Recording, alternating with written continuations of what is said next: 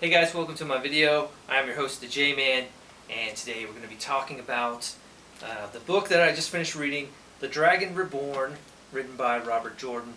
This is the third book in the Wheel of Time series, and I've just finished reading it yesterday. I've had time to think about it, analyze it, and everything. So I'm ready to take some questions and let you know how I feel about the book. So go ahead and ask me the questions. Okay, Jesse, how does this book follow up on the previous book? Okay, so it's a direct follow-up from book 2. What I mean by that is there's very little time in between. Not exactly sure how much, but it's kind of inconsequential. You're right there in the same type of situation again, with all the same characters, pretty much. A few characters like Hurin from the previous book, he is not in this one much at all. But it's pretty much the same situation from the get-go. It follows up on the same ideas, the same themes, the same characters, and pretty much the same world and same places pretty much. They do go to a few new places though. But it's a lot more of the same threads. So if you've read the other ones, you won't be missing a whole lot with this. Okay. Well, having said that, you read the first and second, obviously. Did this one meet your expectations? Okay, well, I didn't have very high expectations for it because the first and second book, they didn't thrill me. I remained hopeful after the first book, but then the second book was, again, kind of disappointing, kind of slow. Slow isn't the best word, but it doesn't quite live up to my expectations, especially being a fan of high fantasy things like Game of Thrones in particular. It didn't live up to my expectations, even though my expectations were pretty low. I thought it would be, but because it's a third book and he's had plenty of time to establish these characters in this world and all the rules, and he should have a good idea of where he's trying to go with the story by this point. I had a little bit higher expectations for this one than the previous one, and it didn't live up to it for the most part. Towards the end of the book, it got better, like the other two, but still, not great. Great. Well, did you feel there was anything unique or different in this book? Yes, there were some unique things. It's a lot of the same stuff, though. Most of it is redundancy. The new stuff that makes it a little more unique is mostly about the sword, like the sword that's pictured on the obviously the cover. It's a crystal sword. It's a radiant light. Fans of Game of Thrones would compare it to the Azor Ahai's sword.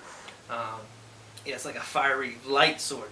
Anyway, that's pretty much the whole thing about this book this time around is is the main character going to acquire this sword? So that was unique. Other than that, there's very few things that are unique about this book this time around. Hard to say. Yeah. So not a lot, unfortunately. Okay. If, let's say you were talking to someone who had not read any of the books, what would you say or tell them about the writing style? Okay, so the writing style, it's very descriptive, kind of awkward. To me, it's difficult to, it doesn't flow. Like, it's difficult to read because you constantly have to reread and rethink every sentence. The way he designed his sentences and his word usage is very odd. It's almost as if he's trying as hard as he can to come up with words that haven't been used in forever. He's just using all this ancient terminology, awkward words, and he overly describes things. And he'll be describing something, you're not sure what he's describing or why he's describing it, and he's using metaphors in between being literal and being metaphorical, and it's just too much switching back and forth, and all the stuff that he's describing in so much detail, it doesn't really have much impact or importance to the story overall. So you get kind of lost in it. It's kind of whimsical, and I don't like that. Another thing that he does is he tends to go on and on with the dialogue, these characters back and forth, just like in the first and second book. A lot of petty bickering and arguing, complaining, and doubting, and it gets really annoying, and I truly don't like that part, which is a good portion of the book, unfortunately.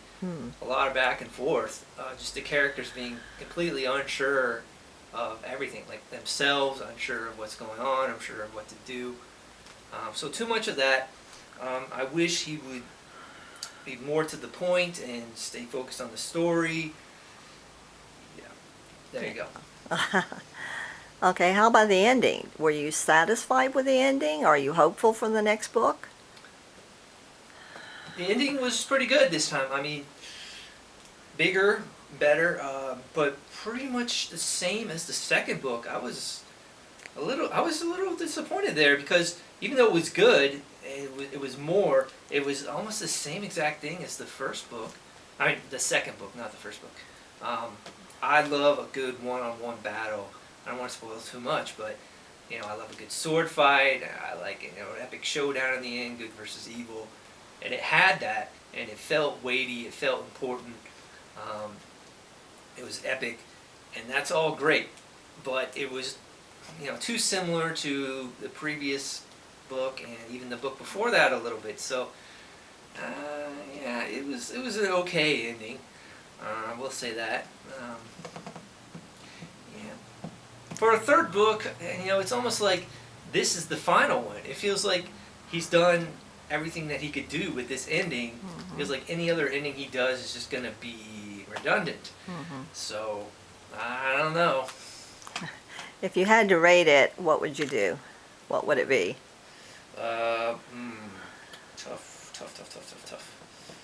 Tough to say. Gosh, I mean, I'd say, let's say about the same as the others, about a 6, right in there, 6.5. Yeah. It's just, what really brings the book down, unfortunately, is, I mean, there's a lot of intrigue and subterfuge, but it's all very confusing with the who's who and what's what. The characters, you're not sure at all of their motives. You're not sure of their ambition. What are they doing and why are they doing it? It's just a whole lot of confusion there. And some people might see it as mystery and intrigue, but if you're not going to read all 13 books, then it just becomes like, kind of like, who cares? You want to get more to the point of the story, and you want each book, because these are like 700 pages each, you want each book to be more unique, more fulfilling, more satisfying. And unfortunately, it's not. It feels like episodic television or comic book stuff, which is okay, but this is a book. It's a novel. It's not meant to be a one-off, or not a one-off, but an ongoing, like a long series would be. It doesn't sound like you would be interested in reading any more of the books, are you? Probably not, because I've been told it gets better, but I find it hard to believe that it gets much better or even different. I feel like I've gotten a really strong taste of what this author's writing style is like, and that's my primary reason for not liking it, because he's awkward with his sentences, and his word choices just confounding. So, yeah, I don't really recommend it, but I think it'll be a pretty good television series if they get a big budget. Okay. Well, thank you for your time, and thank you for the review. Thanks for watching. See you next time.